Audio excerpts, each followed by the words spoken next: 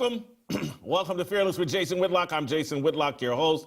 Happy Thursday. Thank you for joining me and us. Buckle up. Another fantastic show for you today. Man, did the sports world go crazy? Do we have news to react to in the sports media world, in the sports world? And it's right up my alley. It's right up my strength. Shannon Sharpe officially fired from ESPN. Gilbert Arenas cuffed and arrested, involved in some fashion with an Israeli crime organization. Marcus Morris, we talked a little bit about that yesterday. The former NBA player turned ESPN broadcaster, he cuffed and arraigned, and he's put out a response or an explanation of what happened to him. We'll talk about that. John Kruk, he cracked a joke about Angel Reese, and some people are upset about it. Fever fans, Indiana Fever fans booed DeWanna Bonner, and people are upset about it. Oh, DeWanna Bonner, she got booed. And so I got quite a bit I have as it relates to the WNBA, because I'm also going to talk about the Indiana Fever winning their third straight game, moving 3 games above 500 for the first time in I don't know how long, and what that means for Caitlin Clark. And some of you Caitlin Clark hardcore groupies, I'm in the Caitlin Clark cult, but I'm not a groupie. I'm going to keep it real. And so for those of you that are groupies, you're probably not going to want to stick around for the back end of the show, because I'm going to annoy you by telling the truth and giving Caitlin Clark some constructive criticism, because I actually do love her and want to correct her and want the Indiana Fever to win a championship and for her to be celebrated. And she's got some adjustments she's going to have to make when she gets back healthy, but I'll save that for the end of the show. We will have some Harmony after the show. We'll switch to the Harmony channel, and Shamika Michelle and I will talk about the city councilwoman in Cincinnati. She's so grateful that the white couple got their brains beat in at the Cincinnati Jazz Fest. She's grateful for the whole thing. And this is a city councilwoman, Victoria Parks, I believe is her name. We will talk about that with Shamika on the Harmony channel.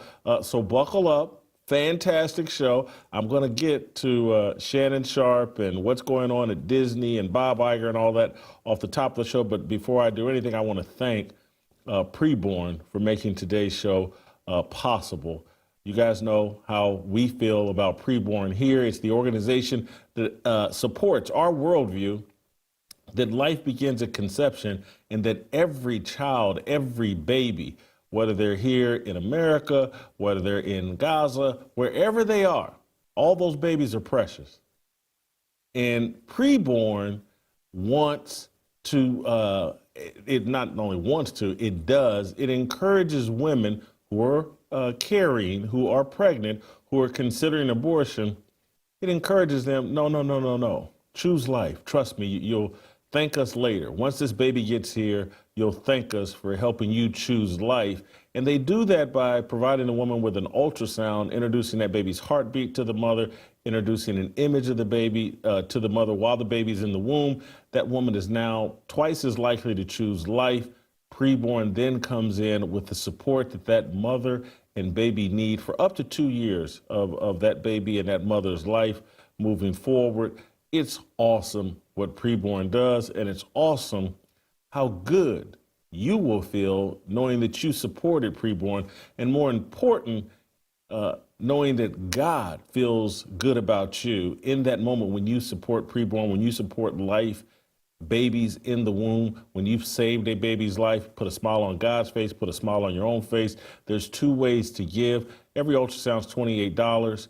There's 2 ways to give. Pound 250, say the keyword baby, pound 250 keyword baby, or give the way that I prefer to give, preborn.com/fearless.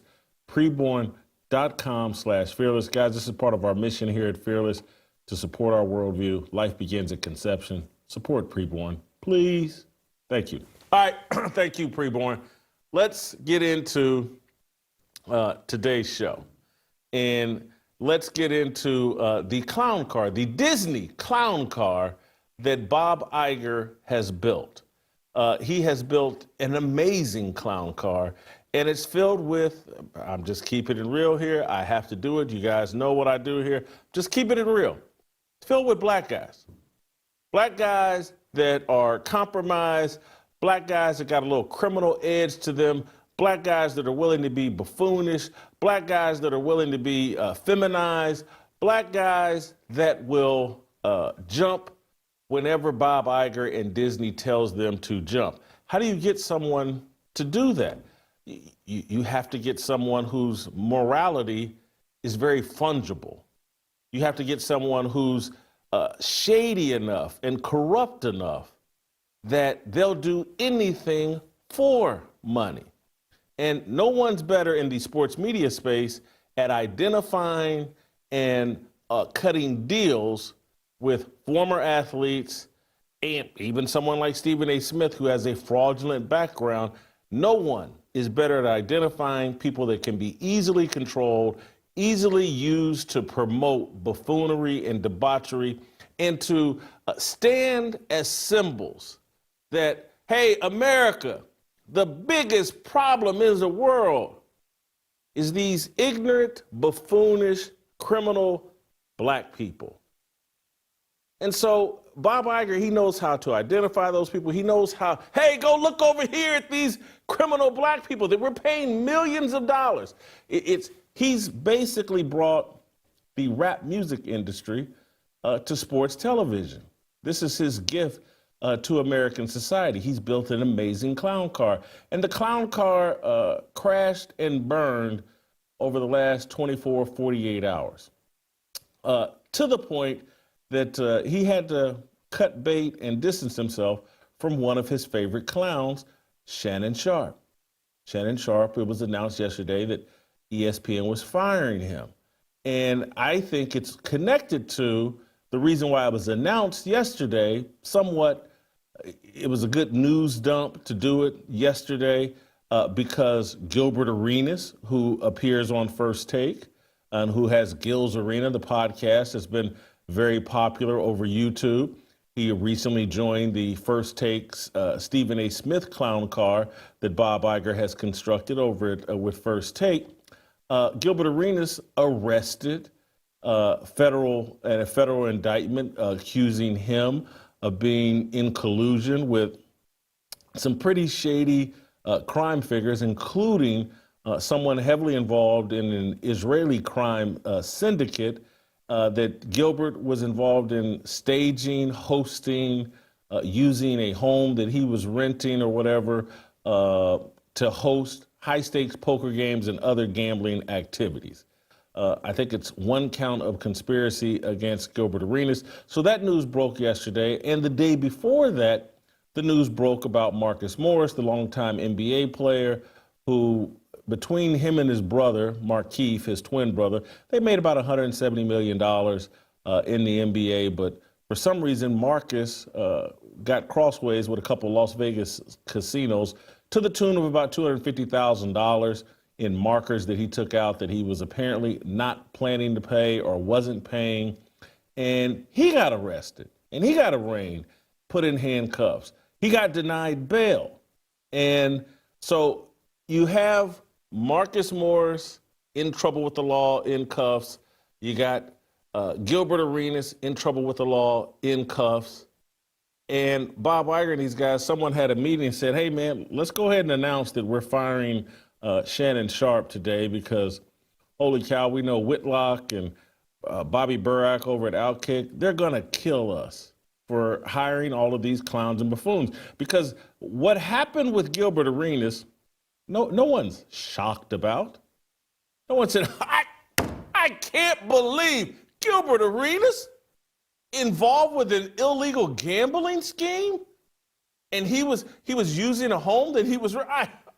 I would have never thought Gilbert Arenas would be involved in something that stupid. Not Gilbert Arenas, who is most famous for signing some huge NBA contract and then getting in a battle with a teammate for the Washington Wizards, I think Javarius Crittenton, where they brought guns into the locker room. and had a showdown.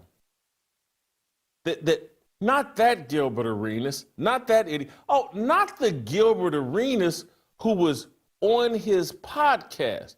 And let's play this clip of Gilbert Arenas on his podcast advising a young woman on how to sell her vagina. Play the clip. If you 4 dudes a year or 3 dudes a year, I'm telling you from the ages of probably 18 to 35, treat it like a business. Get you some NBA players, let them 3 NBA players. Think about it, the NBA player on the lowest end, on the brokest in the NBA, he gonna pay you about $5,000 a month just to with you. $5,000 a month. So if you got 3 of them, that's $15,000 a month just on the bottom end. Now you talking about you got like a James Harden, a Paul George or something, or me. Hills, yeah. You talking about just around with you? You talking about 10, 20 grand a month. Gilbert Arenas involved with an Israeli crime syndicate? And I'm just sitting here shocked. No, Bob Iger, very good at identifying those people and just keeping it transparent. When I have to look back at my 2 different stints at ESPN, maybe I fit. I checked the box for the clown car because I certainly had a podcast called Real Talk, and it didn't go as far as Gilbert Arenas, but maybe it did. You've sat here and heard me say that, my buddy Strip Club Rick, he'd come on my podcast and give advice on which strip clubs to hit up in Las Vegas where you might get a little extra in the champagne room. So, again, I'm not talking about things that I don't know. I'm talking about exactly what I do know. That in order to land these spots in Disney, on ESPN, in mainstream media, you have to promote a level of degeneracy and buffoonery that pleases someone like Bob Iger. And I can't distance myself from it, that at one point I was this kind of buffoon where I fit on the clown car. No matter how good of a journalist I was, no matter how moral I was in comparison to everyone else, I fit on the clown car. I didn't realize at that time that, hey, Jason, hey, you do some nice journalistic work and it's really great, it's powerful, you challenge the authority, but you also play the game. You fit in the degeneracy clown car. And you write columns about the James Bond figure Pussy Galore and make everyone laugh about sexual degeneracy and how fun and great it is.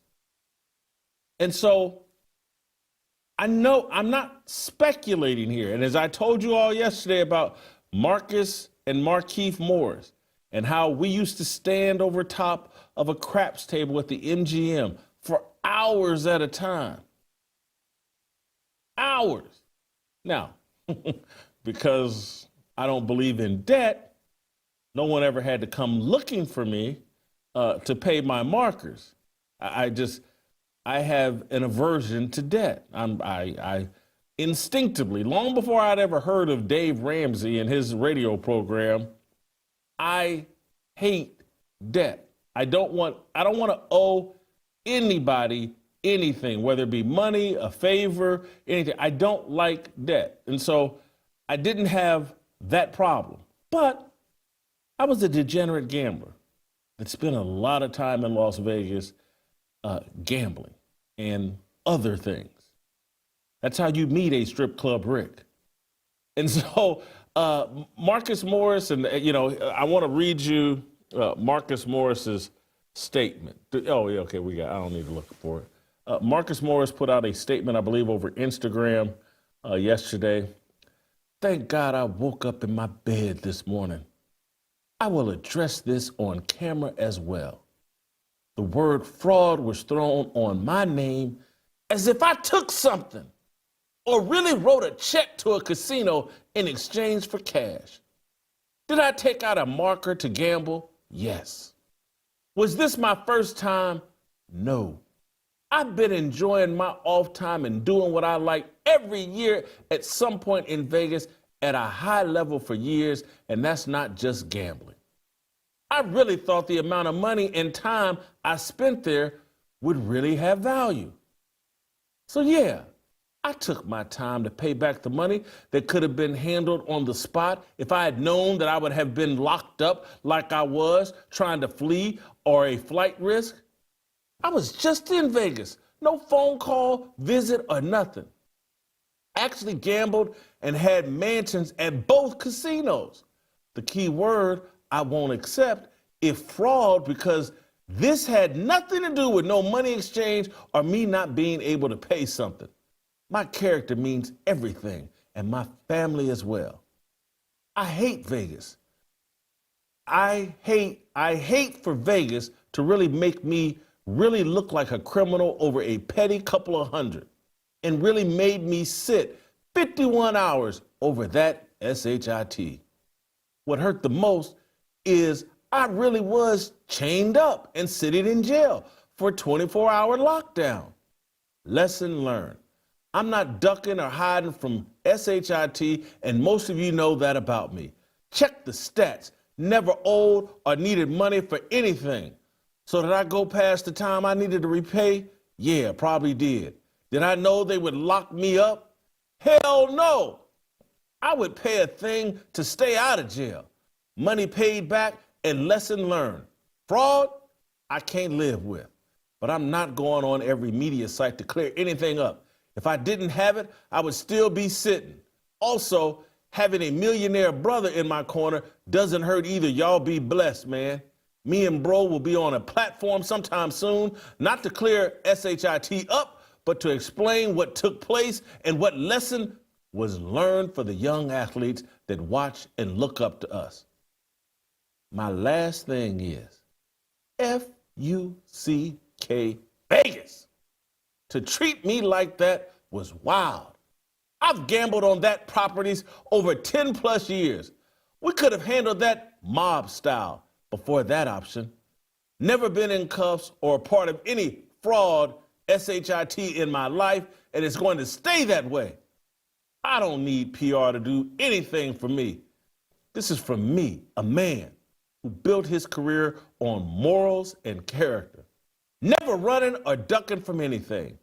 If you know gambling, you can't take money out of the casino if you got a marker.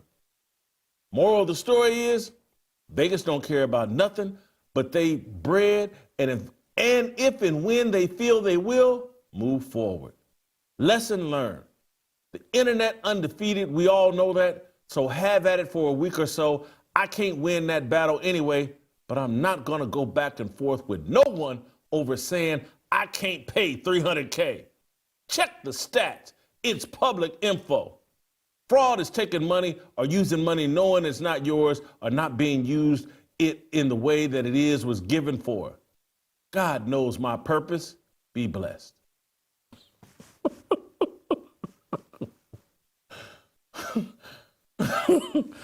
That's Marcus Morris. He fits perfectly on the clown car. Clown car leader.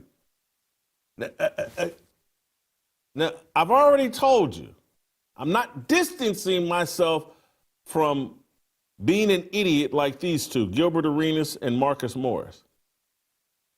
Luckily, I've been able to live long enough and to be able to repent and move forward in a better way.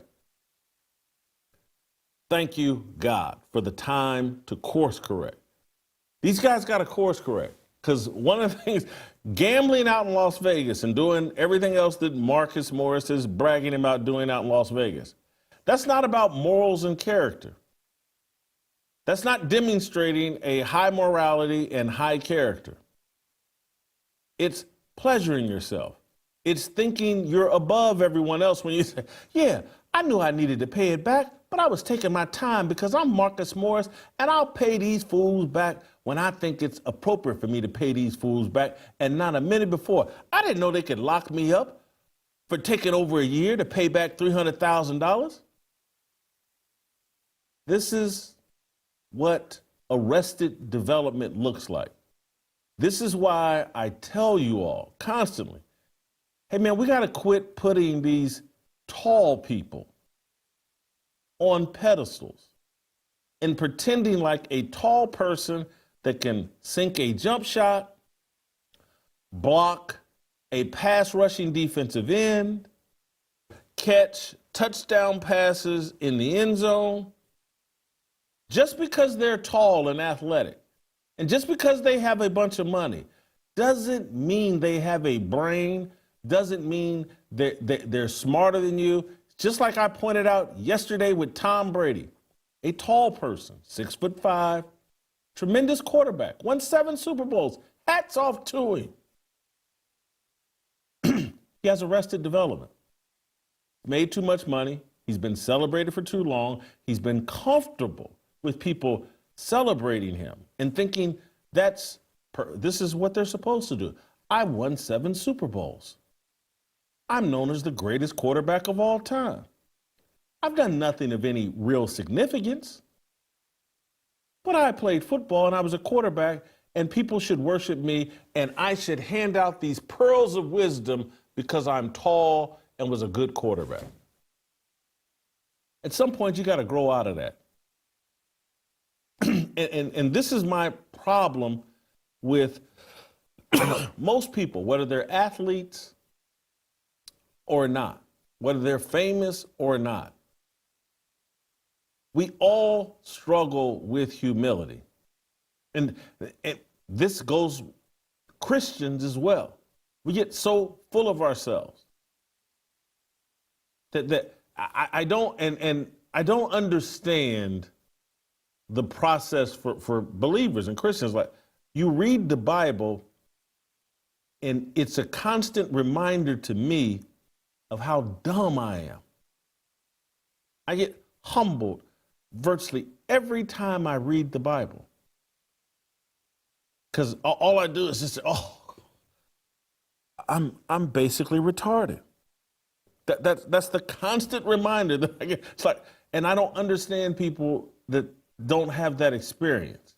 Maybe they're all Jesus Christ, but everybody else should be humbled and start realizing, like, man, I don't know what I'm talking about. I don't know what I'm doing. Thank God for this Bible. Thank God for God's words, and start repeating that. Instead, we repeat our own philosophies, and we think we're smart, and we start writing newsletters to people, giving out advice that has nothing to do with the source of all truth.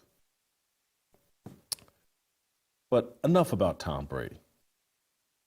Finally, I want to get to the leader of the biggest star in the clown car that just got booted, Shannon Sharpe. And I want to have a little fun with this and lighten up as it relates to Shannon Sharpe. I have to consider this, and I think this is the biggest fumble in football history. I mean, what Shannon Sharpe has done here, he was on the brink of auctioning himself off for $100 million. And now he's out at ESPN. His sponsors have mostly abandoned him on Nightcap. His reputation has been thrown into the toilet all over a 19 or 20-year-old OnlyFans model and whatever she has of him on tape. This is incredible. We haven't seen a fumble like this. Shannon Sharpe's at the goal line. He's inside the 5-yard line, about to cross the end zone and collect $100 million.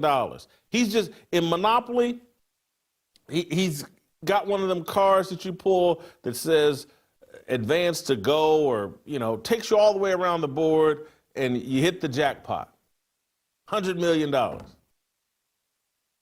And instead of running that ball through the end zone and collecting that $100 million, a 20-year-old OnlyFans model has taken Shannon Sharpe down.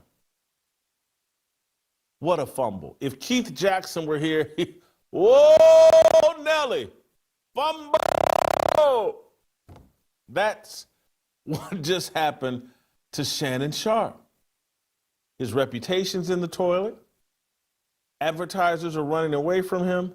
ESPN, by firing him, has just further destroyed his reputation and made it harder for advertisers to support he and Ocho Cinco.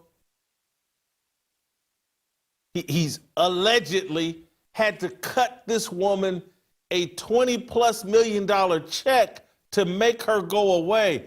Are you kidding me? This is the greatest fumble in football history. You're on the brink of collecting $100 million, and instead you're pledging or cutting a check to pay a 20-year-old, 21-year-old OnlyFans model enough money that she announces she's retiring in her 20s. Greatest fumble in football history. We've put together a top 10 list of football fumbles. Where's my list? Here's my list. I've got Shannon Sharpe, #1 overall, with the OnlyFans fumble. It will never be forgotten. Never be forgotten. I got #2, Ernest Biner, 1987 AFC Championship game. If you remember, some people get confused. The 1986 AFC Championship was John Elway and the drive against Cleveland. They're going to avenge in 1987 in a great, and anyway, it cost Marty Schottenheimer a Super Bowl appearance 2 years in a row. Unbelievable. Unbelievable. #3, I've got the Miracle at the Meadowlands, 1978. I don't know if a lot of you remember this, but even young people heard of it. Joe Pisarcik, Giants quarterback, I believe, fumbles they're icing the game. It's the whole victory formation came about because of Joe Pisarcik fumbling the ball, Herm Edwards picking up the fumble in the final seconds and running into the end zone. It's the greatest play in Herm Edwards history. The Miracle at the Meadowlands, 1978. I've got #4 on the list, Tom Brady. You guys remember the Tuck rule, the Oakland Raiders, or I think it was the Oakland Raiders. It was the Raiders. Anyway, they sack Tom Brady, and somehow they come up with the Tuck rule, and it's not a fumble, and he's in the who knows? But that fumble, unbelievable. #5, there's 2 Leon Lett fumbles. There's a Thanksgiving Day fumble he was involved in. But I go with the 1993 Super Bowl. Leon Lett is against the Buffalo Bills, Dallas Cowboys defensive line. He's running into the end zone, and he's showboating, and Don Beebe comes up behind him and strips him of the football, kind of like Shannon Sharpe. Strips him of the football at the last second. #6, Rashard Mendenhall. Super Bowl 45, early fourth quarter against Green Bay. I think the Steelers are down 4 points. Rashard Mendenhall tries to say, man, I didn't fumble, I got stripped. The handoff never got to me. You watch the replay, ball's tucked in his arm. He fumbled. This isn't some strip. He didn't, it's not like some quarterback, the quarterback was handing the ball and it got put, no, he fumbled. #7, and this could have been higher. This is probably one of the most controversial decisions that we made here. This could have been in the top 3 or 4, I think, and maybe even a candidate for #1, but I moved it to #7. O.J. Simpson and the bloody glove in 1994. I mean, you pull off the crime of the century and you fumble the glove going back over your fence or gate or whatever. Maybe they planted the glove. Obviously, O.J. says and Johnny Cochran said they planted the glove. We're calling it a fumble, the bloody glove in 1994 with O.J. Simpson. #8, Tony Romo. The field goal drop, remember he cost them a playoff game. They're about to kick a field goal, ice the game, 2006. Tony Romo drops the snap. They don't kick the field goal. The rest is history, bad history. Number 9, the Mark Sanchez butt fumble in 2012. I don't think anyone's going to forget that. It's a running joke, the butt fumble. Not an insignificant game, but it is the butt fumble, and I don't know if we've ever seen a butt fumble where you run into the butt of your own offensive line. Is that Damian Woody he ran into? I can't remember. But he runs into the back of his offensive lineman, fumbles the ball. And then finally, number 10, Cam, I'm sorry I got to do it. Cam Newton gets stripped by Von Miller in the Super Bowl 50 and doesn't try to retrieve the football. No one's going to forget. Remember, Cam, big old 6'5", 240-pound Cam Newton. He can pounce on a fumble in the Super Bowl. He declines to do so. Shannon Sharpe, biggest fumble in football history. We'll get Steve Kim's take on all of that. Did I leave anything out I wanted to say about this? I don't think that I did. ESPN, if you're a shady former athlete, if you got a little criminal history and you're an athlete, but you got to be black now. Bob Iger has a job for you. He needs some new clowns for his clown car. If you're some black male journalist with a fraudulent history who's been propped up by DEI your entire career, and you've had ghostwriters and people covering for your incompetence, and you don't really follow sports, but you're willing to lie on command. Maybe you could be the next Stephen A. Smith for Bob Iger if you're willing to go on TV and preach to black people. You got to take this vaccine that'll give you blood clots. And if you don't, you're not black. If you're willing to do that, if you're willing to run for president while knowing nothing about world history, world geography, global politics, if you're willing to be a puppet for Bob Iger, he's looking for, they need some replacements. They've got 3 clowns down right now at this point. And so some of you, if you're getting paroled from prison at any time soon, or maybe you're already, Aqib Talib, what's he doing now? ESPN could be looking for you. Steven Jackson, blood gang member, checks in with Old Block. Perfect candidate to hop on the ESPN clown car. I think Matt Barnes has already, got a seat in the back of that clown car bus. Maybe they'll add Matt Barnes, or it'd be a good time for you to dust off your resume. I think you've been out of prison now for that murder for 5, 6, 7 years. I would think you would be an ideal candidate for Bob Iger and the ESPN clown car. There's a serious point that I'm making here, and I hope it's not going over any of your heads. Mainstream media. If you can check these, are you gay? Are you sexually fluid? Are you proud of your criminality? Do you have no sexual discipline? Are you willing to say and do anything? Are you willing to promote, as proudly and as flamboyantly as possible, your lack of morality? Mainstream media can't wait to platform you. And I know some of you, Whitlock, you're jealous. No, I'm not jealous. I'm angry. And I'm not angry for myself. There's a tiny bit of that. Because as I moved on a more moral path, as I moved closer to Christ, I became a pariah in the mainstream media industry. And I get it. And I accepted the consequences of that.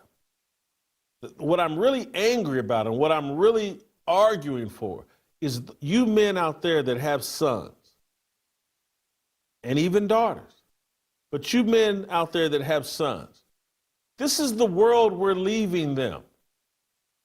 That as your 15-year-old black son, if he wants to get involved in the media, he better put a little criminality dirt on himself. He better put a little sexual degeneracy on himself.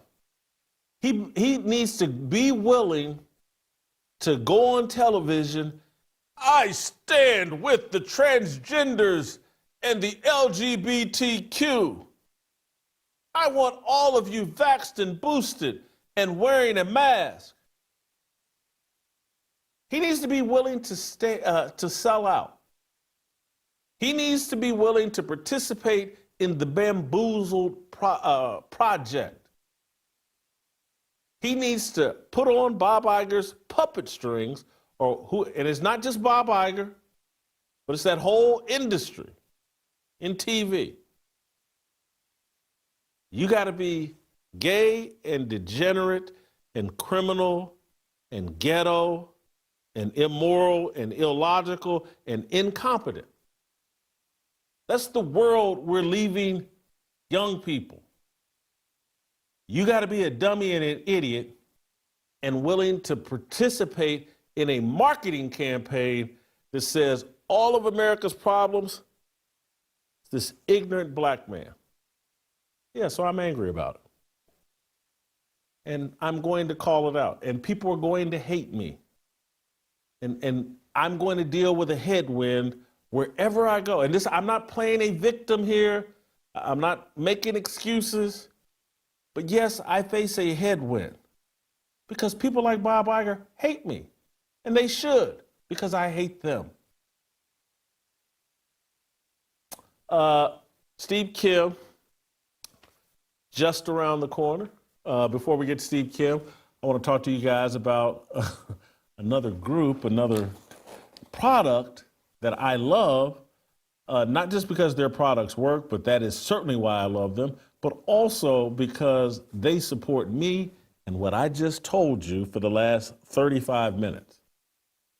Relief Factor. So many people living with everyday pain think they're just stuck with it. It is what it is, but it doesn't have to be that way. Let me tell you about Stanley and his Relief Factor story. Stanley had seen TV ads for Relief Factor more times than he could count, but for some reason was skeptical about trying it. Finally, his leg and back pain won out, so he gave in and ordered. After just 1 week of taking Relief Factor, his pain eased up dramatically. He even started sleeping better. Now Stanley says this stuff is incredible, and of course he wishes he had started it sooner. If you're living with aches and pains, see how Relief Factor, a drug-free supplement, could help you feel and live better every day.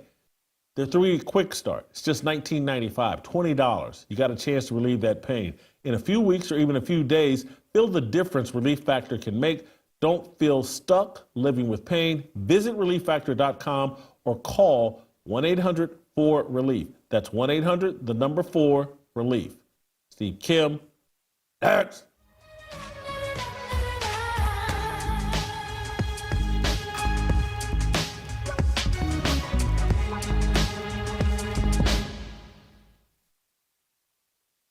ESPN sucks. Right. But when I think of the face of the league, I feel the same way about the NBA. I think the face of those two leagues is the player that has been in it long enough to win championships and to understand what it means to succeed at the highest level in that league. So I still think of Asia Wilson as the face of the W.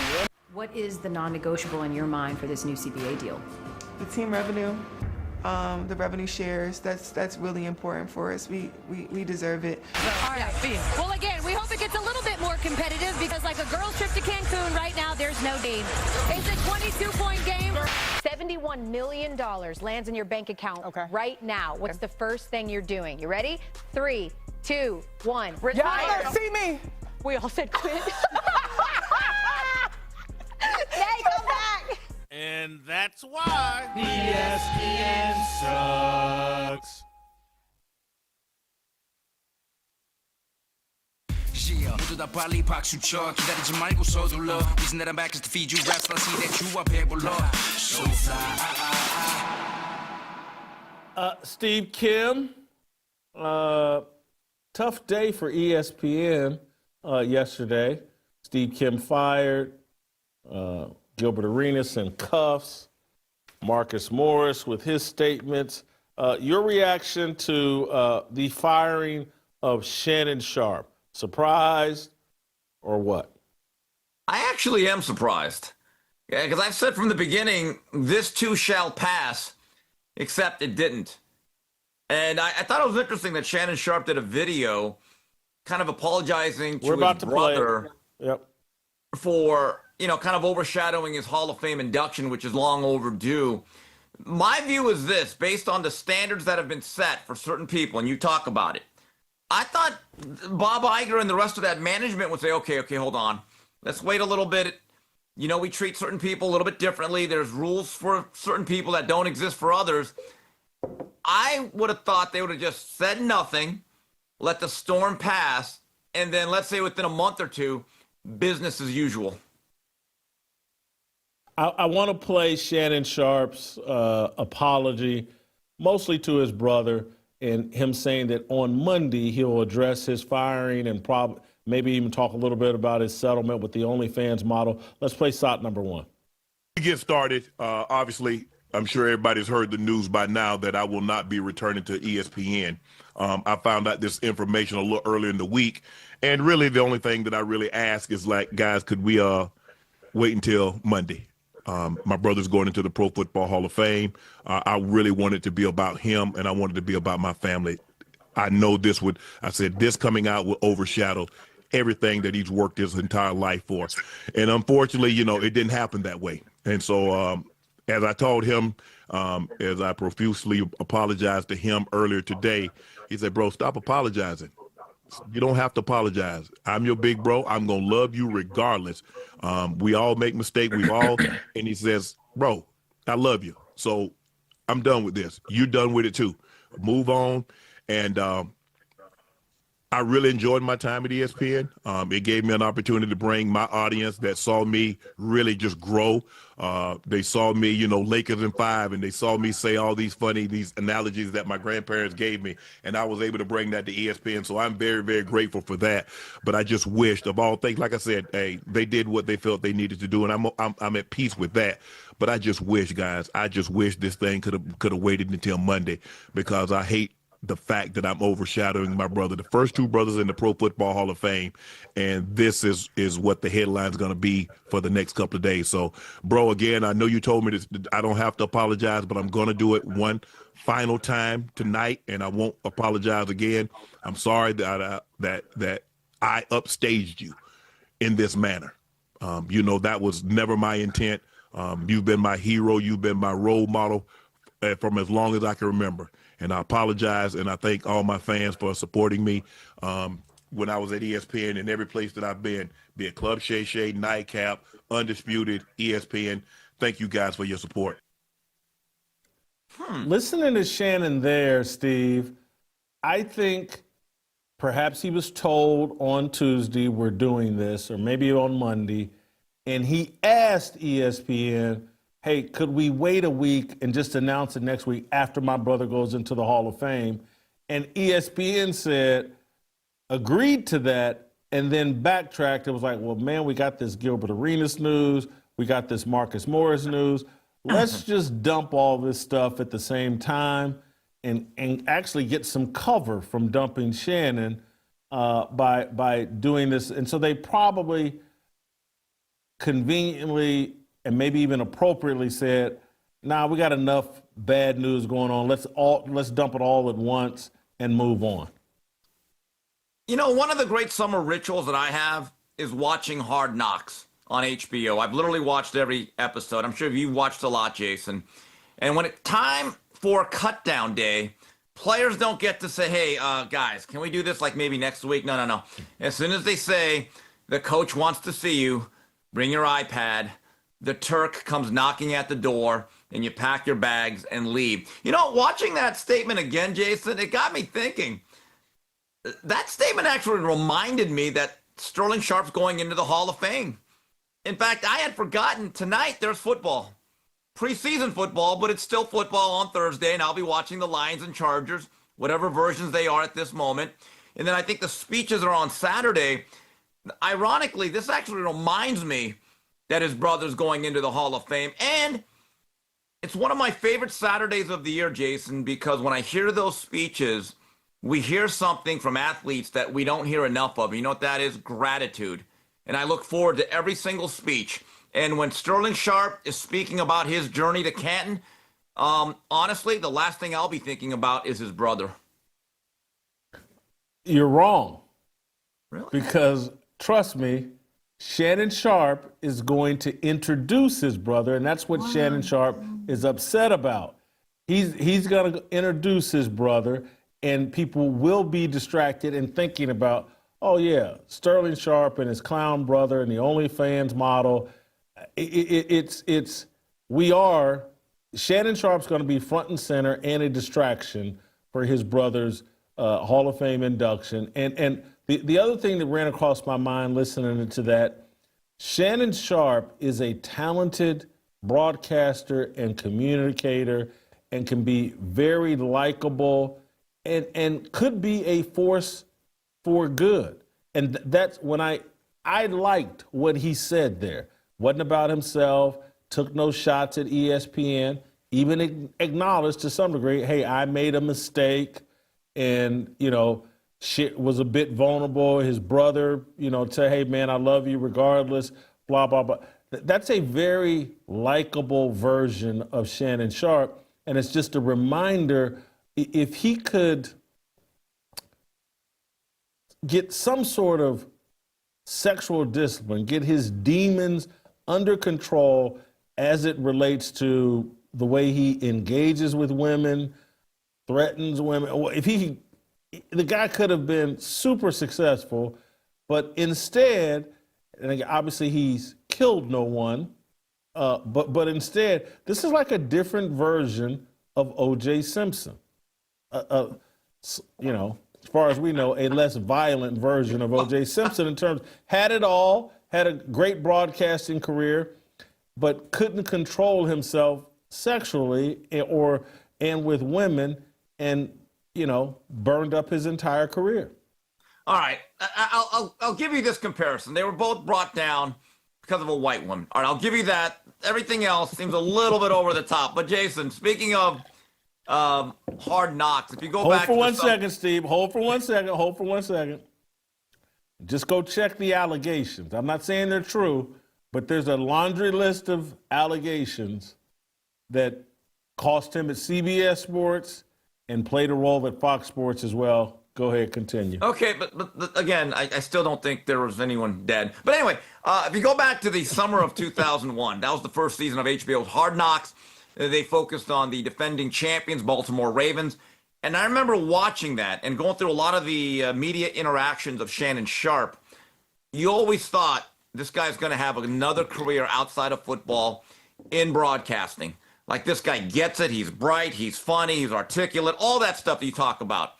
And I think what you mean, Jason, is that he went back in that apology to what he may have been, but the downfall is, unfortunately, what he became. Totally agree. Gilbert Arenas would be someone else I would put in that same category as he reverted to factory settings that we saw with the Washington Wizards. He's always been a bit of an idiot. And even with this arrest, he puts out a silly video, and it's a short one, but he puts out a silly video of him getting released. Let's play SOT number 2. It's me. You better not. Can't hold me, baby. You can't hold me. Hello. And he puts that out and says that, hey, this doesn't have, on Twitter, this has nothing to do with me. They don't got SHYTE, I think he said, on me. I just rented a house. I didn't say this in the opening, but I did want to say this. Just, I feel like Gilbert Arenas is, the government is just putting pressure on him. They want him to squeal or snitch.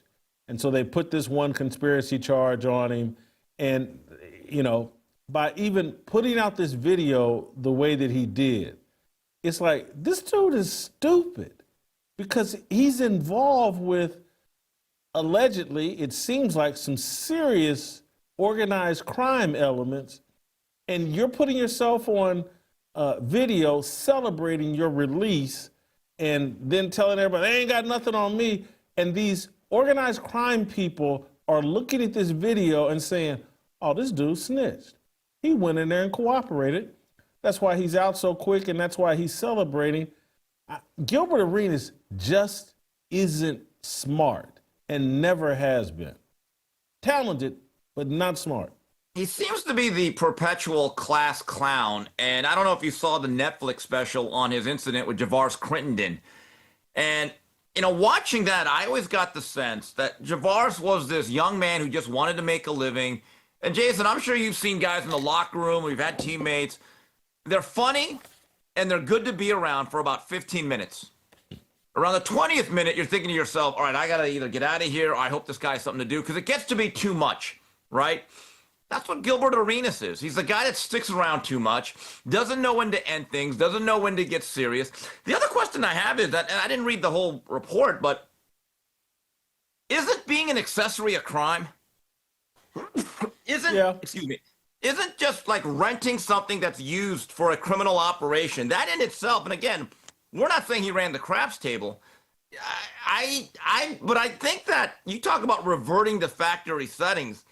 Jason, when did he ever change from factory settings? He's been this guy from the very beginning of his NBA career. This is what 20 years in the making, isn't it? No question, and it's the curse of talent. And I used to say this, and people thought, and I said it once I got older and past my college football career. But I realized, like, man, what a blessing God gave me. He gave me enough talent to get a scholarship to a mid-major football team where I could compete and start and play, but not so much talent that I thought I was an NFL player and that I would have chased some NFL dream. Because I saw friends and teammates of mine that chased an NFL thing for 6, 7, 8 years after college when they would have been better off joining the workforce and, you know, starting their careers.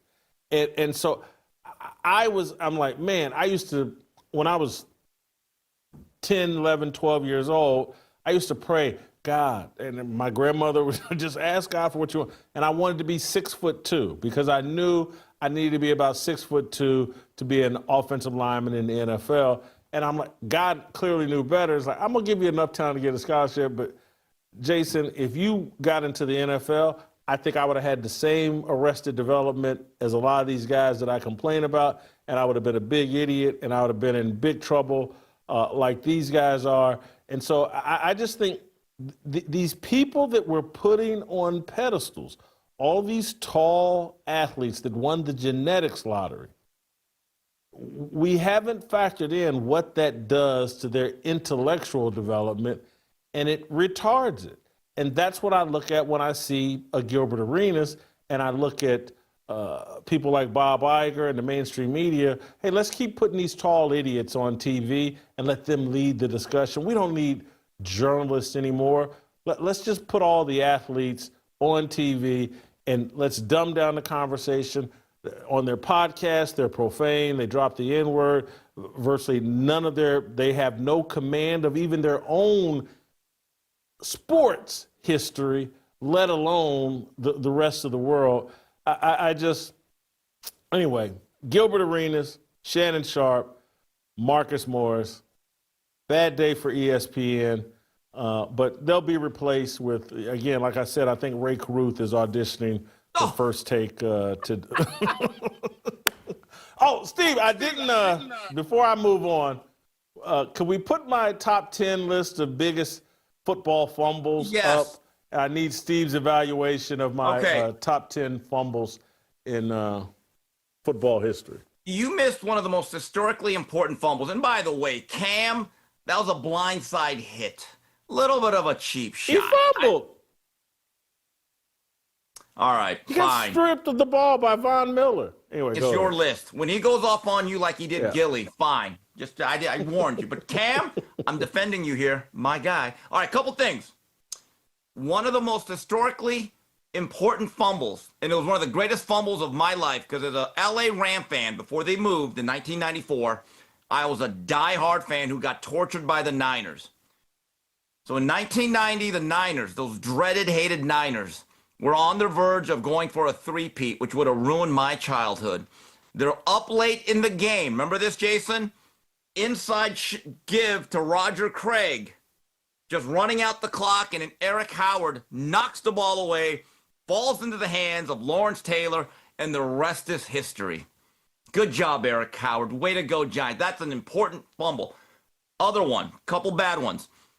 Eric Dickerson, a boyhood idol of mine in my Mount Rushmore, 1986 wild card game. He didn't just fumble not once, not twice, but 3 times. He absolutely dropped the game for us. So I can't forget about that. And the most controversial fumble in college football history. Cleveland Gary did not fumble. 88 South men, Catholics versus convicts. There should be an asterisk next to that national title of Notre Dame. And Jimmy Johnson and I, we went back to back in my view. That's my thoughts. Someone tweeted at me a fumble that I couldn't even look up or remember. And it's a player that didn't have a big history in the NFL, but it's certainly one I remember as a Rams fan. Someone tweeted at me Wendell Tyler. Oh, well, had he a used fumble. to be, he was a chronic fumbler. And there's a famous story that he was signing autographs at some clinic one day, and some smart-ass fan hands him a football with the handle on it. He didn't like that. Yeah, a true story, by the way. What is, in your view, the most historic, iconic, memorable fumble in all of football history? Well, honestly, I think it's Roger Craig. When you're running out the clock and you're on the verge of a three-peat, right? I think that right there, historically, like the Leon Lett thing, again, that was, I guess technically it was a fumble, it was a field goal block, he didn't know the rules, but the Cowboys still went back to back. They didn't lose another game the rest of the year. I got it. But Steve, you have to admit, even with the Roger Craig fumble and how important it was, people don't talk about it. People don't remember the way they do the Ernest Biner. They don't remember the way they do the Ernest Biner. Well, that's why I earned the big bucks around here, you know? But hold on. I think the most famous fumble, believe it or not, that people talk about the most, Miracle in the Meadowlands, Joe Pisarcik, Larry Zonka has no clue, and then Herman Edwards, he played to win the game because that actually got people fired. And I didn't know this, Jason, but you know that actually began people just downing the ball. They didn't do that before, which is amazing to me. And it happened to Miami a couple years ago. But yeah, so that one I believe is actually the most talked about fumble, maybe even more so than the Ernest Biner one in '87. Do you know what they call the Ernest Biner fumble? No, the fumble. The fumble. The fumble. How can it be more iconic than that? And it's not just that game. It was 1986, the year before, the drive and John Elway take them out. Jason, they come back and play a historic. It's 38-31. This is a great offensive shootout. Bernie Kosar, John Elway, and he fumbles it, and people still talk about it. Ruined Marty Schottenheimer's reputation. He had to leave Cleveland, come to Kansas City shortly thereafter. Anyway, go ahead. Well, I'll say this. Is the Ernest Biner fumble more historically important and had more magnitude? Yeah, it was the AFC Championship game. This other game was a late season game. Didn't really matter in the big picture, but it helped the Eagles make the playoffs, I think first time under Dick Vermeil. But if you take a regular, let's say casual football fan who's not from Cleveland, and you say, hey, do you know what the fumble was and do you know what the Miracle of the Meadowlands were? I would be willing to bet more people actually know the Miracle of the Meadowlands. All right, I'll end it with this question. You're saying Cleveland Gary didn't fumble. No. In that Notre Dame game. Absolutely. Okay, In fact, all the right. referees botched it. They thought it was a turnover on downs, and it was not. It was not a 4th and goal situation. I want to officially file a protest on behalf of Jimmy Johnson and the Miami Hurricanes right now on this show. Let me Yes. get to my question. Okay, you second guess whether Cleveland Gary fumbled at all. Do you believe OJ fumbled that glove going over the fence? Let's put it this way. It wasn't Mark Furman. It wasn't Mark Furman. Let's just leave it at that. I thought it was Detective Vance or Lance. It was somebody. It was the other with the glasses, older white guy. Racino? I thought that. Yeah. No. Anyway. Anyway, Steve, I got a couple of light topics before I let you go. Why am I? I want to play you this clip of John Kruk, former Philadelphia Phillies. Did Kruk play in the outfield? Or was A little he bit. A second baseman? No. He was a first baseman and an outfielder. First. Got you. John Kruk here calling a baseball game, and he sneaks in, I believe, are they playing the White Sox? Or they're playing the Cubs or what? But he sneaks in a jab at Angel Reese, and I want appropriate, inappropriate. Anyway, let's play the clip. John, I got to send birthday wishes out to my former center in basketball in high school, Bob Wiskowski's wife, Christine. Her birthday is tomorrow. Oh, wow. Happy birthday, Christine. She made a wise move marrying a Polish American, Tom. He was a heck of a basketball player. Played at Ryder and Monmouth. It's all because I missed a lot of shots and he cleaned them up. Yeah, it's, you know. I'd miss them. Don't want to say anything, but there's someone here in Chicago that does that a lot. That is true.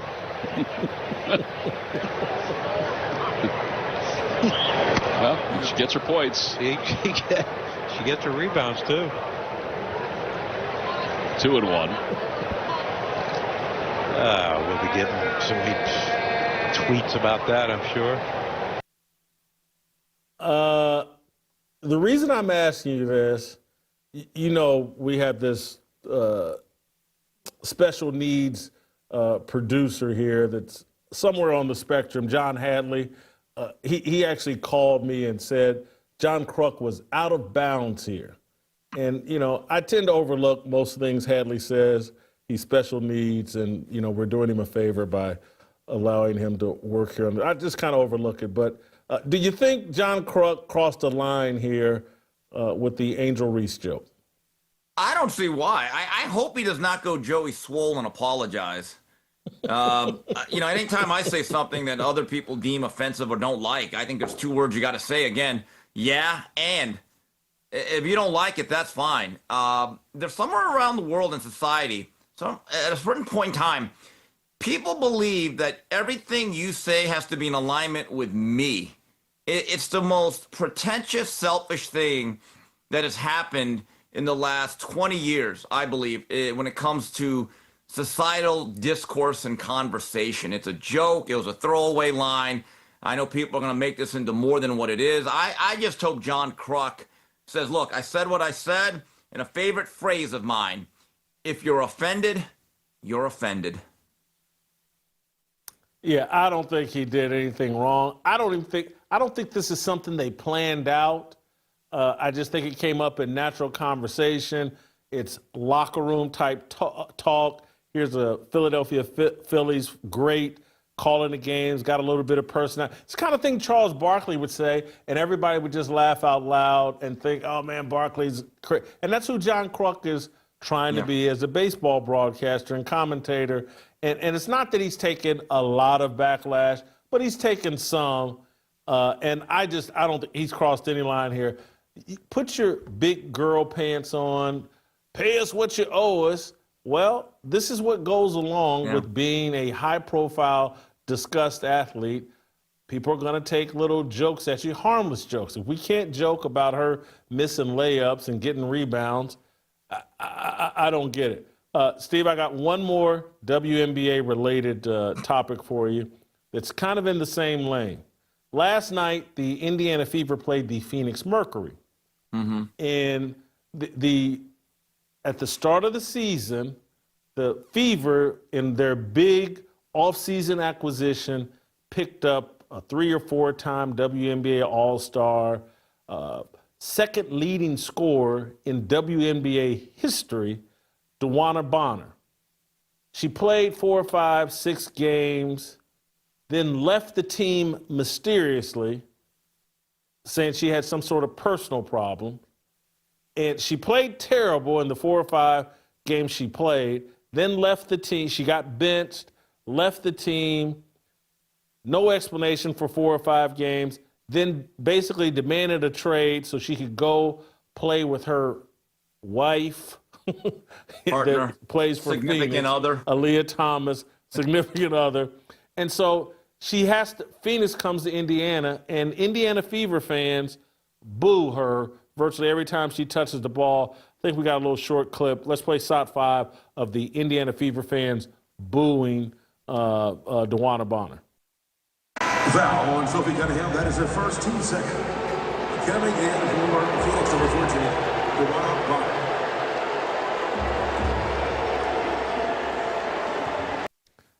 And so throughout the game, because I watched, they booed her when she touched the ball, when she was involved in any sort of play.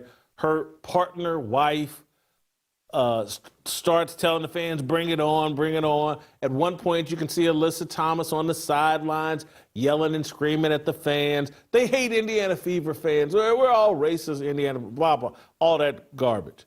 But after the game, Kalia Copper, the woman who lost her wig just 2 nights ago or whenever against, I can't even remember who she was playing, but she got her wig snatched off of her. She ran into the locker room as if she had been de-pantsed in front of everybody, and we found out she was transgender. That's not true, but anyway, she lost her weave. She lost her weave and overreacted. They stopped the game for this woman, Kalia Copper. And so Kalia Copper, after the game, then takes a shot and talks about how disgraceful or distasteful it was for Indiana Fever fans to treat DeWanna Bonner so disrespectfully. Play the clip. I think she handled it well. I don't understand, like she's a legend and just all the things that she's done for the league. And just the disrespect, I can't get down with it. They booed her. She didn't say a word to the crowd. People talk some trash to her, but we had her back. But it's just very distasteful for what their fan base is doing as far as when it comes to DB, because it's just like she's just sweet as soul. And the situation didn't work for her, and that's just not what she wanted or whatever. But it's just we don't need all of that. It's just unnecessary. They want all the money, none of the responsibility, nothing that goes along with the attention that they keep begging for. Pay attention to us. We matter. Blah, blah, blah. But don't boo us and treat us how male athletes have been treated for years. Your thoughts? What you said a couple minutes ago about that young lady is more disrespectful than anything the Indiana Fever fans did last night. But let me go back to one of my favorite Thomas Sowell quotes. You've heard it before. For those who have had favorable treatment their whole lives, equal treatment seems punitive. And this is the truth. I'm going to say this again. It's a mantra of mine. It's the most unlikable league in the history of American sports. I do not believe there is a close second. And it is interesting, is like they want to be treated like professional athletes. Whether you agree with it or not, being heckled is actually a part of it within reason. How do you expect this fan base to react? You quit on the team. The reality is nobody likes these women because very simply, they believe their victimhood is righteousness, and it's not. It's just incessant whining. There's some super value in being a victim and they can figure out a way to be a victim at every turn. This woman, because the way the WNBA rosters and salary cap is managed, DeWanna Bonner clearly ripped off, used, and manipulated the Indiana Fever. And then got her max contract. She couldn't get it other places. Then she quit on them and then runs into the arms of her partner, wife, whatever you want to call Alyssa Thomas. She sold this team out. And they bent over backwards, particularly Caitlin Clark, trying to make her feel warm and respected. And she gave the Indiana Fever fans no respect, her Indiana Fever teammates no respect, the way she handled it. And how dare someone call it out? Don't you understand what she's done for this league? She's a legend, and you guys should all treat her like a legend at all times. You talk about fatigue and what I'm putting up with, following the WNBA and following this, because it is fascinating, because it explains the rest of the world. We've convinced ourselves that we need more feminist in power, more women leadership, more women this, more women that, and you follow the WNBA, and it is an example. You can sit around and say, well, those are black lesbian women, and I go, no, those are feminists. Seriously, and their thinking is the thinking of all feminists. Some people unpack it more subtly and more carefully and in a less offensive way than they do, but it's all from the same tree, feminism. And it's all destructive. And it's all about, hey, I can do no wrong. I'm not to blame for anything. I'm the solution for everything. And no, you're not. So, Steve, I want to add one last thing here. I blame some of the media. How come no one in that media room doesn't raise their hand? Again, this takes guts. Yeah, but she quit on the team. How do you expect the fans to react? There were no dildos or vibrators thrown out. Don't you think that's a positive step? Are all of these people gutless or just brainless, Jason? Seriously. Good grief. Where have you gone, Mark Heisler? Jeez, Peter Vesey. They are gutless. See, I'm so glad you brought up the dildo thing, because, and for those of you that missed it the other day, some fan in Atlanta threw a green dildo onto the court. They didn't stop play. Now, when Copper's wig fell off or got snatched off, they stopped the game. Dildo gets thrown onto the court, keep playing, no problem. But the point I want to make is, and someone pointed this to me out over Twitter, Angel Reese and the Chicago Sky blamed Indiana Fever fans for shouting something at the Chicago Sky that they did not hear. Someone told them about it after the game. The WNBA did an investigation looking for one Indiana Fever fan that may or may not have shouted something to the Chicago Sky that the players and the coach did not hear. They did an investigation. And the Indiana Fever fans, they're racist. Atlanta Dream fans throw a green dildo onto the court. There's no investigation. There's no one saying Atlanta Dream, Chocolate City, hey, they're racist, they're homophobic, they're this, they're that. In Atlanta, Chocolate City, where you would think 50, 60, 70% of the people in the arena are black. No, they throw a dildo onto the court. There's no one on ESPN is saying, man, look how racist they are. Look how homophobic they are. You know them people in Atlanta, they have no class. No one's saying that. But Indiana Fever, and I'm from Indianapolis, and so I have a bias here. But Indiana Fever fans, they're all racist because Angel Reese says so over something she never heard, and the WNBA launches an investigation. It's a joke to me. Final thought, and I'll let you go. Yeah, very simply. Victimhood is not virtue. Thank you, Steve. Great job. We'll see you next time. I'm going to stick on this WNBA thing. I got as the WNBA turns here in a second. But give me a moment because I want to tell you guys about what we got going on here at Blaze TV the rest of this month. Support Fearless Voices for just $8 a month using the promo code FEARLESS. That's $20 off the annual plan, less than $1 a day, just 26 cents to fight for the truth. They're trying to silence us. Join the mission at fearlessmission.com. All right, when we come back, as the WNBA turns, and you Caitlin Clark fans, buckle up, put your big boy, big girl pants on. I got some constructive criticism for my favorite women's basketball player, not named Sophie Cunningham. Next.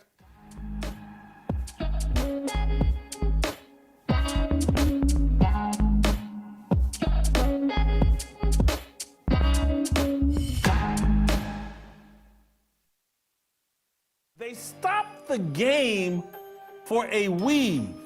Right. A dildo hits the court and they keep playing.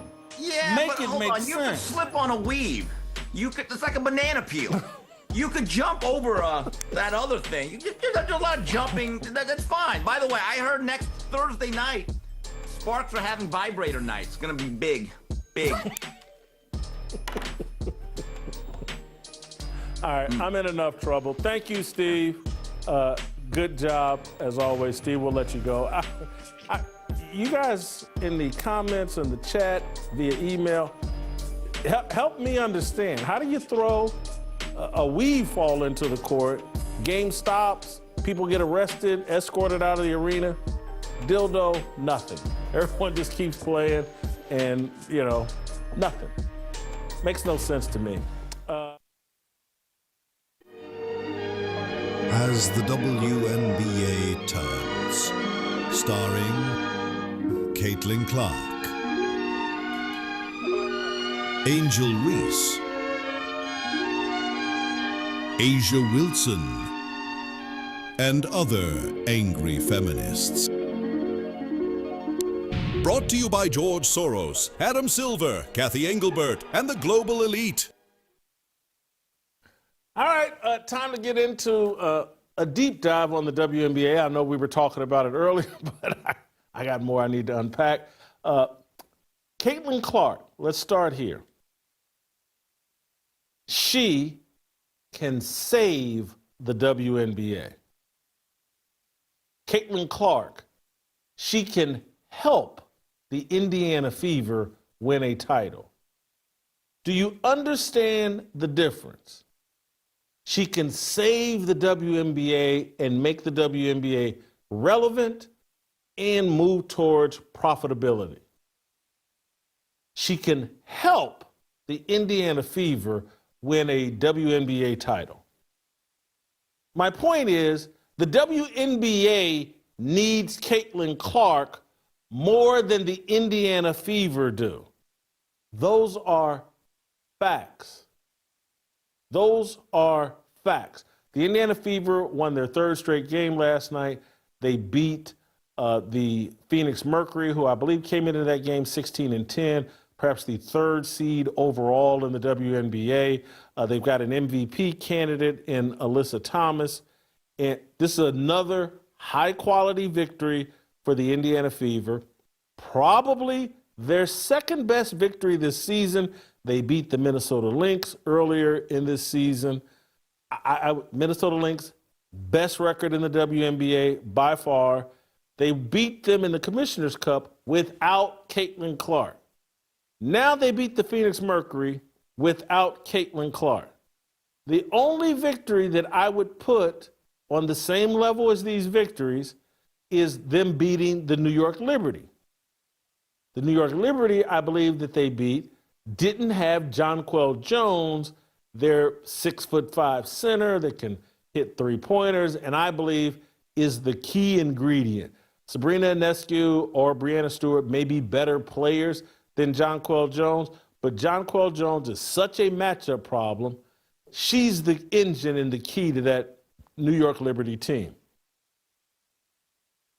My point, and if the other I think the Fever were on like an 18-game losing streak coming into this season or somewhere around there against the Las Vegas Aces. They've beaten the Las Vegas Aces twice this year. Asia Wilson, who's considered the best player in the WNBA, they beat him twice this year without Caitlin Clark. I'm not making the argument that the Indiana Fever are better without Caitlin Clark. I am making the argument they don't need her to survive and to be a playoff team and to be somewhat of a threat to win the WNBA title. My argument is she can make the team better, or she can continue to play in the fashion she's been playing, where she thinks the logo 3 must be shot 3 to 5 times per game, where she thinks her getting points, 20 to 30 points a game, is the key to the Indiana Fever winning, and it's not. Caitlin Clark can be the MVP of the Indiana Fever, their most important player, but only if she adjusts her style of play. What worked for her at Iowa, what worked for her in high school and junior high and in grade school, it's not going to work in the WNBA to the same effectiveness for the overall team. This is crystal clear, and I've been trying to talk to, and I think tomorrow we'll have a couple of these YouTubers on that specialize in Caitlin Clark content, and I want to get them in a conversation, because what I want Caitlin Clark fans to do is love Caitlin Clark in a healthy fashion. I think Caitlin Clark is important. I think what she represents can be important, but we got to help her get there. She's got some bad habits. She only likes to play with the ball in her hand. That's where she feels like she's at her best. This is what I do best. Well, she has to adjust and say, hey, there's a way I have to play that's best for the team. And people are giving the head coach, Stephanie White, and I was a part of this, giving her a very hard time. She hates Caitlin Clark. She doesn't do X, Y, and Z. She's playing a style of basketball that doesn't fit Caitlin Clark. What I got to do, and I got to give Stephanie White credit, and anybody that knows me, I'm going to throw all the BS to the side, things that I don't like. Stephanie White is part of that alphabet mafia. I'm not a fan of it. But at the end of the day, I don't care if I want her to coach properly. And I'm going to evaluate her properly, even though I'm in disagreement with her personal lifestyle choice. Stephanie White is actually trying to coach Caitlin Clark in the proper way. And she's in a feud, I believe, in some sort of Cold War, I believe, with Caitlin Clark, as she tries to force Caitlin Clark to adjust her play to a style that will allow the Fever to reach their full potential. Did Stephanie White make some mistakes in participating in bringing DeWanna Bonner onto this team? Would I have preferred for her to bring on someone, quite frankly, heterosexual, someone that would fit in better with Caitlin Clark than a hardcore alphabet mafia soldier, black woman that really doesn't like Caitlin Clark? Yeah, I would have preferred for her to bring in someone better that would have fit Caitlin Clark's culture better. But in terms of Stephanie White's complaints, and they're very subtle, but she has a complaint about the way Caitlin Clark plays, and it's a legitimate complaint, and should be allowed and let her create the leverage to get Caitlin Clark to fall in line with a style of play that allows the team to win and will actually bring out the best in Caitlin Clark. You guys can, oh, she's injured and they beat her up, and that's why she's just been injured. That's why she's shooting 28% from three-point range. No, that doesn't explain it. Because these things that I'm bringing up, her jacking up logo threes, particularly early in the shot clock, her unwillingness to play without the ball and move without the ball, and her unwillingness or her desire to save energy on the defensive end so that she has more energy on the offensive end. It's all a mistake.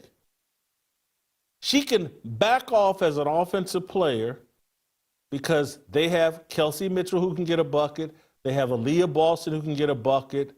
They got Sophie Cunningham that will knock down threes. They got Lexi Hall that I think will return to being a decent three-point shooter. They can get buckets just by moving the ball. And so Stephanie White, after games, particularly now that things are going well, I want to play you the first 30 seconds of her response yesterday to last night's victory over the Phoenix Mercury. And she is taking a shot or trying to make a point to Caitlin Clark with what she says here, opening up her press conference, talking about this important victory. They just got over the Phoenix Mercury. This is the first time they weren't 3 games above 500 last year with Caitlin Clark at any point. They are 3 games above 500. They are playing very well right now without Caitlin Clark. And Stephanie White is leaning into that because she's trying to push Caitlin Clark a positive direction. Play the Stephanie White clip. Yeah, I think our movement with and without the basketball, we're playing baseline to baseline, really. And we're attacking, we're finding the right reads, making the right plays, and letting the ball find the right shot. There were, probably single-digit number of times where the ball stuck or we didn't move it. A lot of those early in the first, and then a couple in the fourth. But for the most part, the ball was really moving and popping, and we were taking care of it after that first quarter a lot better too, and that's important. When she says the ball's moving baseline to baseline, who doesn't play on the baseline? If you watch Fever games, who does virtually everything at the top of the key and in that logo range or in top of the key, doesn't play on the baseline, and so the ball doesn't get there when Caitlin Clark is on the court. And there's a lot of great things to Caitlin Clark, and I still believe Caitlin Clark can be the best player in the WNBA. But she's got to adjust her play, and she's making the point when the ball didn't get stuck. Sometimes the ball gets stuck in Caitlin. A lot of times it gets stuck, and it's frustrating. She dribbles so much, looking for her shot, that the ball doesn't move. It gets stuck. And then she made the point, hey, we cleaned up the turnovers after the first quarter. The ball gets stuck in Caitlin Clark's hands. She gets defended 94 feet, and she averages 6 or 7 turnovers per game. And they're not dealing with that right now. And so the ball, Caitlin Clark creates what we call a lot of gravity. People are so worried about defending her. It does create shots for her teammates. There's no question about it. But you can also create gravity and create open shots by just moving the ball and moving yourself. And she said, let the shots find us, or something like that. That's a shot. She's trying to explain to Caitlin Clark, man, you can let the offense come to you. If we move the ball, we're going to get you easier 3-point looks than the ones you're taking against hard man-to-man defense where you're just trying to create it with your dribble. If we move the ball, we're going to get you wide open 3-pointers, 2-3 times a game. But Caitlin Clark likes to dominate the ball, create her own shot. There's no movement. She's not getting easy looks. Stephanie White's trying to communicate that to Caitlin Clark. And I need you all, and I said this the other day about these YouTube content creators, that I'm telling you, I enjoy all of you and I respect all of you. Ock Nation, John the Lick Liquidator, Mick Talks Hoops, Keep the Vision, Rosalina Lee. Who am I forgetting? Rachel Demita. Am I forgetting anybody? I made the mistake of, I mentioned this Adrian Ross, and this woman sent me 3 or 4 tweets lecturing me, and then messages to Shamika or someone, hey, she wants to come on the show. I made the mistake of mentioning her, and I'm mentioning everybody in a positive way. And I lumped her in with the other groups that tend to defend Caitlin Clark way too much. And that's not what Adrian Ross does. But anyway, she sends me these tweets lecturing me and telling me as a Christian, I can't believe in a journal. And I'm like, oh, here we go. Just quite honest, I'm just like, here we go. Because this is a black woman. Right? Here we go with these strong black women that think she's a Christian, and now she's going to lecture me when I'm trying to be nice and say something positive. So, Adrian, I'm not inviting you on the show because I'm not going to be lectured to. When I'm trying to be nice and trying to shine some light on you all and trying to create some positive energy, yes, I made a mistake. And if you had just texted me and said, hey, don't lump me in with those people, I wouldn't be where I am. But this energy, this myth, that I got to stand up to everybody and show everybody and demand and show everybody how strong I am. Fingernails on a chalkboard, baby girl. Just fingernail. I can't do it. So, but the rest of you all, and I think I went on Ock Nation's live yesterday trying to hunt him down because he put out a video. Yeah, I'm going to come on the show. But then the dude won't send me his email. And I'm rambling and going on. But if some of you, I think I got John the Liquidator lined up. We've reached out to Ock Nation. I'd like one more of you guys. Mick Talk Hoops. I watch a lot of your stuff. If anybody knows how to get in contact with him, love to have him on the show so we can talk some Caitlin Clark in a respectful way, have a little debate. And so I just want to push you all. Back up off Stephanie White.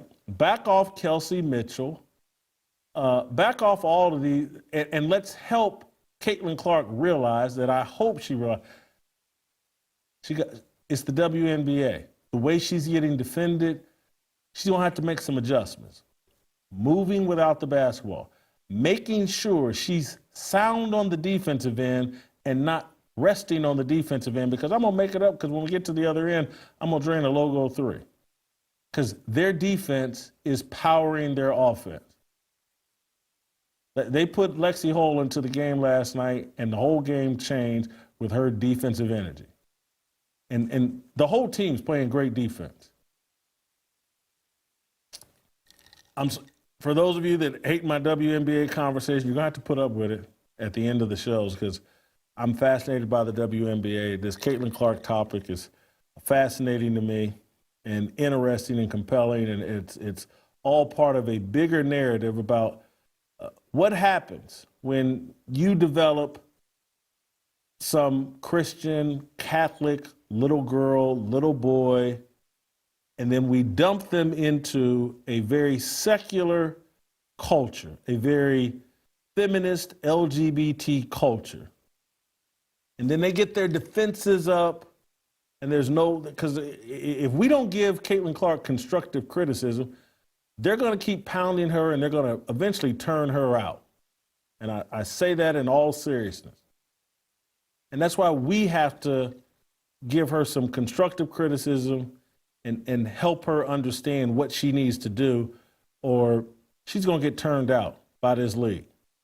Stephanie White, at one point, wasn't a great player that Caitlin Clark was, but she wasn't on the alphabet team. She was married. She had a kid, got into that WNBA environment, and now her and Lisa Salters think they're married. Anyway, I like Stephanie White as a coach. Got respect for her. She's doing the hard, difficult thing. She's doing it effectively. We need to help her out. All right, that's all I wanted to say about the WNBA today. I think I said it all. If I'm forgetting some of you that are content creators out there, because I wish I need to find this older woman. I'm telling you, she's about 65 years old. Older white woman that talks Caitlin Clark all the time. Doesn't get a lot of views, but I just find it fascinating. Everybody has an opinion on Caitlin Clark, and they're going to YouTube to express it. Let's come together. Let's build a coalition. Stay tuned, or not, don't stay tuned. Move over to the Harmony channel. Shamika and I will talk about the city councilwoman in Cincinnati who's very happy. She's grateful that a white couple got beat up at the Cincinnati Jazz Festival. We'll talk about that on the Harmony channel in about 10, 11 minutes, real close to 11:45. That's it, and that's all for us from Fearless today. We'll play tomorrow. We'll see you tomorrow.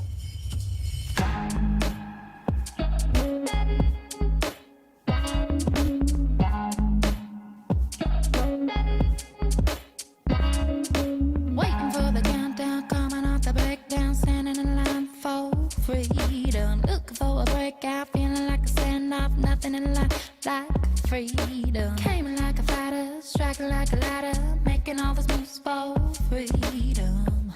I want freedom. No negotiation, my sister, no relation. We all just wanna have freedom. Sitting on a corner, never been alone. I'm breaking my back for freedom. Blessed, we are living, get back. We are receiving, no deceiving. We all wanna be free. We want freedom. I wanna be. I just want.